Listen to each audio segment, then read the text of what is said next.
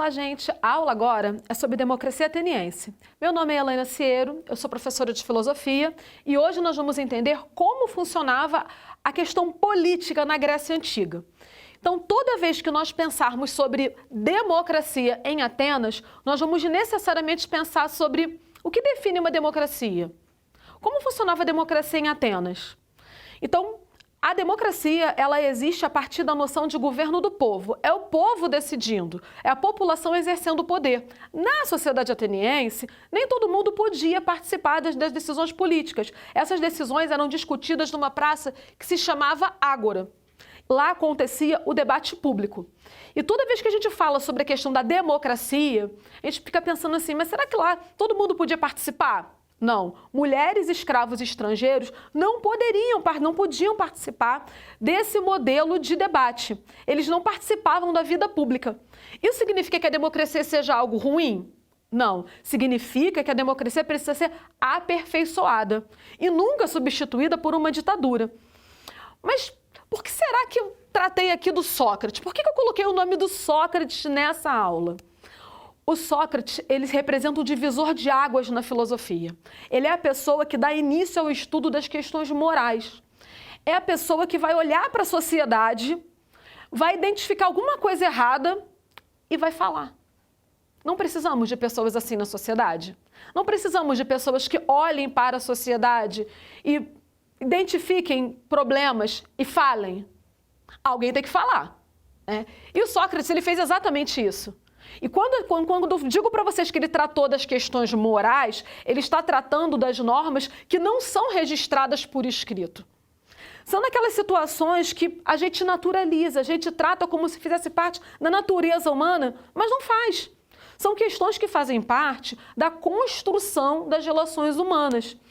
Então é bacana falar sobre o Sócrates, a importância dele, porque quando ele inaugura o estudo das questões morais, ele está inaugurando o estudo da questão da alteridade, da diferença, de como a gente lida com as diferenças. E o Sócrates, ele traz para a gente uma perspectiva de reflexão, de pensamento. Ele olha para Atenas, olha para os políticos, olha para os jovens, olha para os sofistas, né? Os sofistas eram professores da época. Eles ensinavam retórica. Retórica é a prática de convencimento através de argumentos. Você convence as pessoas sobre determinadas coisas que não têm compromisso nenhum com a verdade. Eu vou dar um exemplo da nossa sociedade hoje. Precisamos destruir a Amazônia para desenvolvermos a economia do país? Isso é mesmo necessário? Ou é uma argumentação retórica para que a população brasileira fique calada diante da destruição da Amazônia, diante do que está acontecendo com os animais no Pantanal?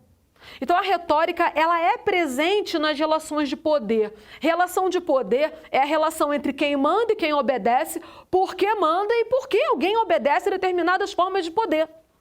Por que as pessoas se calam diante de determinadas situações? E o Sócrates, ele ia até a Ágora e se posicionava e falava, olha, por que vocês estão ensinando aos jovens a retórica se não há compromisso nenhum com a verdade? E o Sócrates, quando ele questiona esse modelo político em Atenas, ele incomoda. Ele incomoda por dois motivos. Primeiro, porque ele cria um método que se chama o método dialético. E o método dialético é muito bacana, porque através do método dialético você leva a pessoa a descobrir algo que ela já tem dentro dela, né? Acredita-se que o Sócrates tenha sido filho de uma parteira. E ele considerava que a mãe dele era uma ótima parteira. E houve uma situação em que um aluno perguntou a ele, Sócrates, é possível amarrar uma pessoa numa cadeira e você ensina ali essa pessoa através do método dialético, da ironia e da maiêutica. Ironia são perguntas, maiêutica é a resposta. Vou dar um exemplo. Você realiza várias perguntas para uma pessoa para que ela descubra algo que no fundo ela já sabe, mas havia esquecido.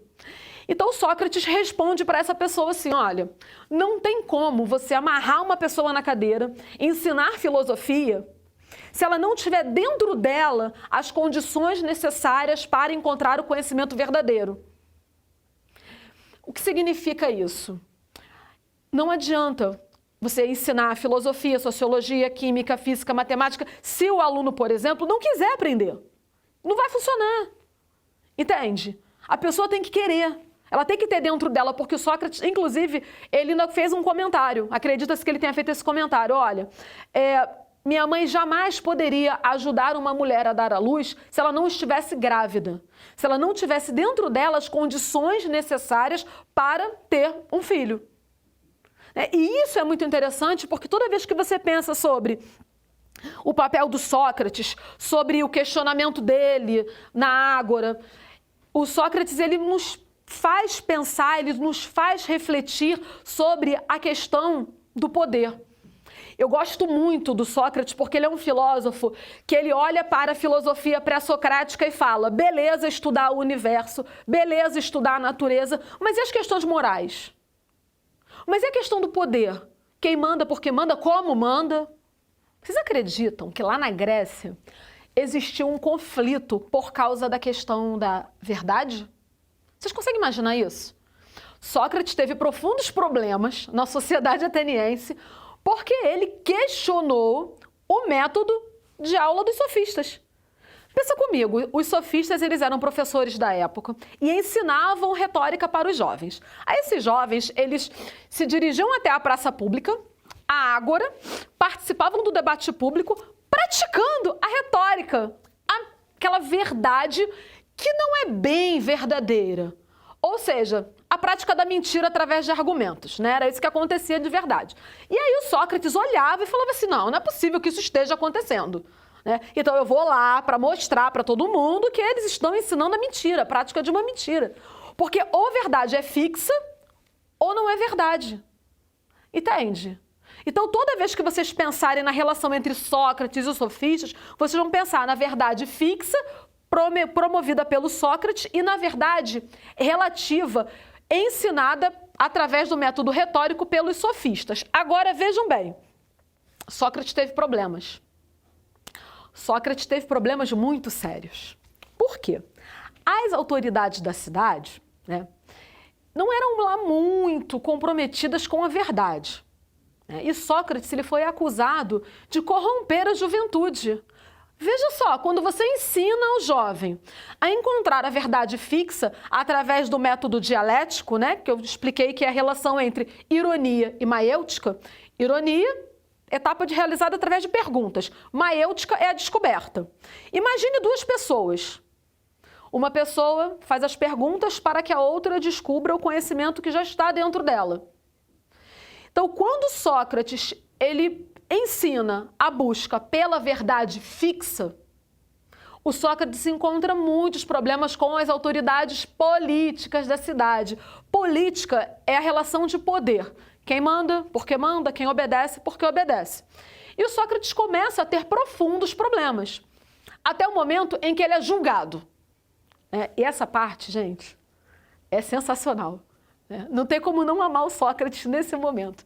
Porque durante o julgamento dele, tem um sofista que se chama Cállicles, que olha para o Sócrates e pergunta assim, mas vem cá, por que você perde tempo se dedicando à filosofia, se dedicando a esse conhecimento tão complicado para os seres humanos, um negócio difícil de entender? Por que você ensina filosofia às pessoas que você ama, aos seus alunos, se isso não te ajuda nem no momento que você mais precisa, como agora, né? E o Sócrates, gente, ele tem uma resposta sensacional. Ele responde, olha, sabe por que eu ensino filosofia aos meus alunos e às pessoas que eu amo? Porque um dia eu estarei num julgamento muito mais importante do que esse aqui. Muito mais. Tem nem comparação. E eu estarei diante do Deus Minos. E esse Deus, ele vai enxergar a minha alma. E não essa carne, esse corpo aqui que vai embora. E cada injustiça que eu tiver praticado aqui, nesse plano, vai produzir uma chaga na minha alma. Então, imagine se eu praticar várias injustiças. Como eu vou me apresentar diante do Deus Minos? Então, eu não posso praticar injustiça. Inclusive, eu prefiro sofrer uma injustiça a praticar uma injustiça. Porque é muito melhor você sofrer uma injustiça do que praticar injustiça e se apresentar diante do Deus Minos repleto de chagas na alma. E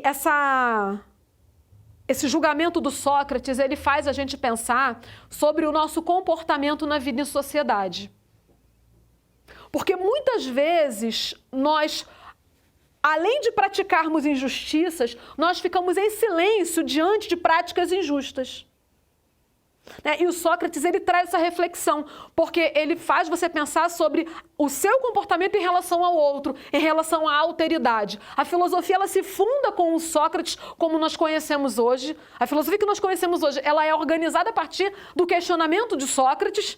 Ele é condenado a tomar veneno, né? E num período em que ele estava preso, os alunos o visitavam na prisão e perguntavam: você não quer fugir? A gente te ajuda, os guardas são corruptos. E ele preferiu cumprir a pena, porque ele não podia ser igual aos algozes dele.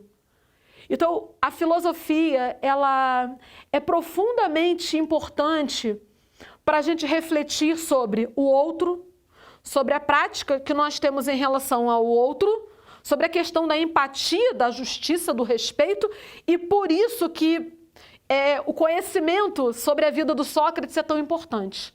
Resumindo a aula sobre democracia ateniense, eu falei sobre a questão de Sócrates com os sofistas, falei sobre o debate público na ágora, o quanto isso pode ser bom ou prejudicial para a sociedade, falei sobre a questão da justiça e sobre a questão da alteridade na Grécia Antiga.